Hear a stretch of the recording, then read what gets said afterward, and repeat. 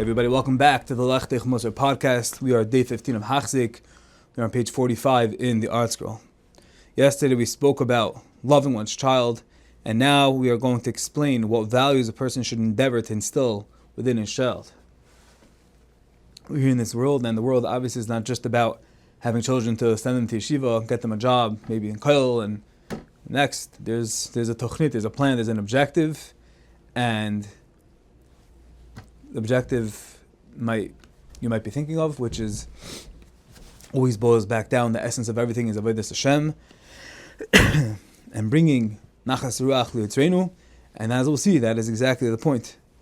The ikar lasis nachas ruach lefnei avinu shebashamayim. The whole point, the tachlis of everything in the world, of having children, is to bring nachas ruach to our Father in heaven. Yishtadu b'chol oiz v'sasumais l'namen es ban of Torah.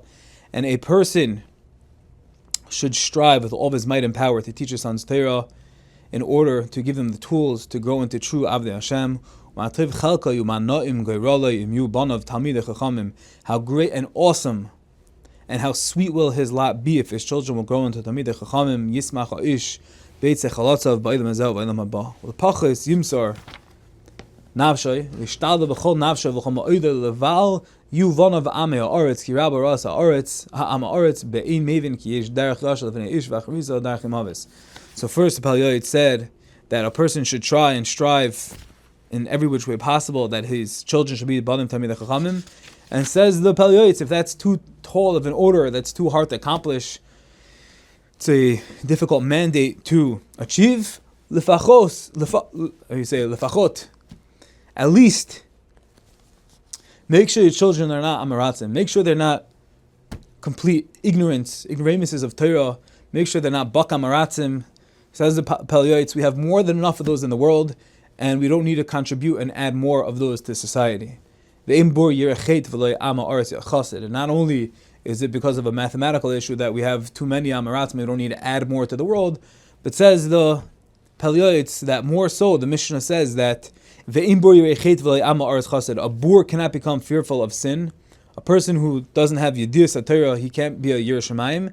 And a Veloy Ama'oretz Chassid, and an Ama'oretz, a unlearned person, cannot become a pious person. He can't become a Chassid in the true sense, a pious person, not pious, but pious.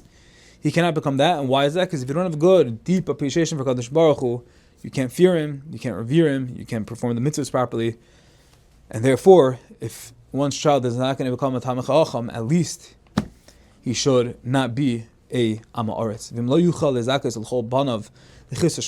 And additionally adds on the Pele Yoeitz that even if a person says, I have 10 sons, I have 5 sons, I have 2 sons, but and one is enough, it's hard, you have to keep him in yeshiva and make sure he's good, and then the koil, and then it's very hard. So you want me to have all my children be Talmidei Chachamim and Pizeicha L'Chisur Shel Torah?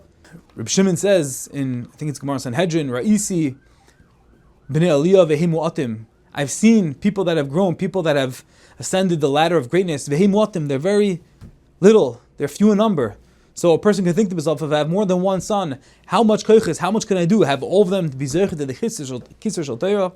So says the Pele Yoeitz, okay, it's taka tall order, but lefachot, at least have a ben echad, ben abanim, have one child at least from among all the children. There'll be a Talmid Chacham shetarasam nasei, that Torah is his primary occupation, and a person should at least strive for that. Now we're going to talk about the inyan of tefillah and how important that is, and how it interfaces with bringing up children. A lot of times we think, we press a button, autopilot, we look around and we see there are great bachrim out there, Bal Kishroinim, best in the yeshiva, biggest masmidim, anything, it happens just by itself. And then we can think, for our children too. Like, we'll just go on autoplay, sit on the sidelines, and just hope for the best. But we are taught that that is not the case. Obviously, Hashem works everything out, and if someone's meant to be, it's going to happen. But from a hishtadlus standpoint, says the Pele Yoeitz, there's no autopilot in Yiddishkeit. There's no autopilot in Chinuch Habanim. Chinuch Habanim requires determination. Chinuch Habanim, Tav Banim Talmidei Chachamim, requires pouring out our hearts, realizing it's all HaKadosh Baruch Hu, and only with constant tefillah can we facilitate this, can we enable this to happen. Again, his words, V'yishpech nafshay lifnei Hashem, pour out your heart to HaKadosh Baruch Hu, she'yu banav ba'alei Torah, that your children should be ba'alei Torah, their occupation should be in Torah, and they should succeed in this endeavor. Shleim b'midus avdeis, they should be wholesome in character and in their beliefs. And not only that, v'gam yisane lefamim al zeh, kidei shelo yihu chatesav ma'inim atov mibanav. Says the Pele Yoeitz, you want to ensure, you want to give it your best shot, that your children should be Talmidei Chachamim, Yirei Shamayim, they should be Zeicha, the Kisra Shel Torah, to the crown of Torah. Not only do you have to daven and b'yishpech nafsho lifnei HaKadosh Baruch Hu, but you even occasionally may have to fast to bring this goal, this ambition to fruition, so that one's personal misdeeds will not hold back good from his sons. On this topic, there's an incredible Maisa brought down from Rabbi Victor Miller. Rabbi Victor Miller recounts an extraordinary Maisa that happened. It was told about the head of the Lulaver dynasty, Reb David Biderman, a grandfather of Rav Melech Biderman. Reb David Biderman, he was known to be a Kaddish Mirechem. He was holy and pure from the time he was born. And someone once asked his mother, Reb David's mother, if her husband had any unique practice that he may have done that contributed to their son's righteous nature. How did it happen? What did he do? Did it happen organically? Was it autopilot? Did Reb David's father just sit back on the sidelines? Did Rebbetzin Biderman just sit back on the sidelines and just watch this David, this Kaddish Mirachem, just grow into this mountain of Kedusha, of Helikite, of Torah? How did it happen? And the Rebbetzin looked at the asker, the one who asked the question, and she said, really? I have to tell you, my husband was quite an ordinary man. The asker was skeptical, and they pressed the Rebbetzin for any exceptional details. You remember something, think back, I'll give you a minute, but there's got to be something. It's impossible that this just happened organically, that this greatness emerged without any exceptional practice from your end, from your husband's end. And she sat for a moment, thinking, pondering, reflecting, until she finally remembered one moment, one tefillah that was off the charts, that was truly remarkable.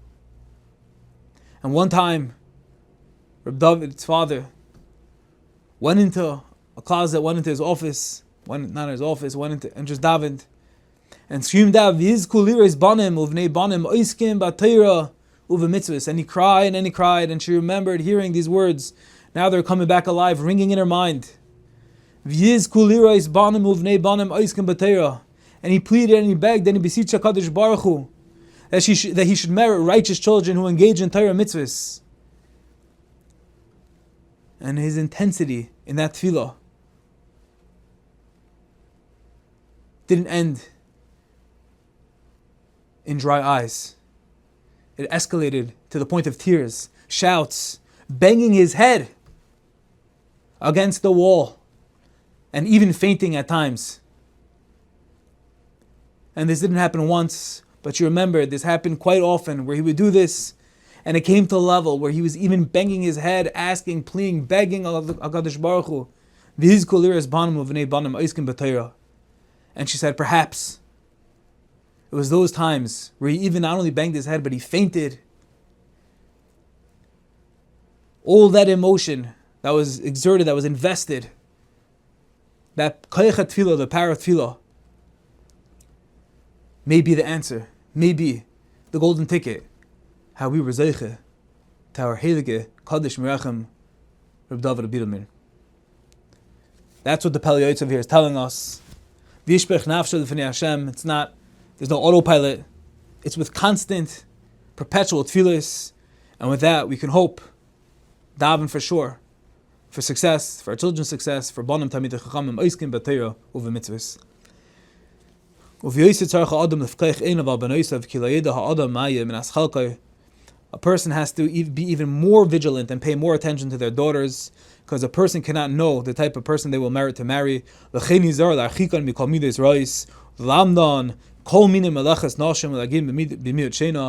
father should accustom himself to teach his daughter all the good midas and good customs, and even teach her how to function, how to operate on minimal sleep, because that's how mothers have to function.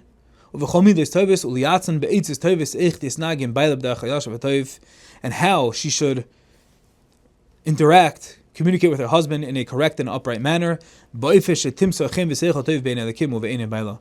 all this so that she will find favor and good understanding in the eyes of HaKadosh Baruch Hu and in the eyes of her husband.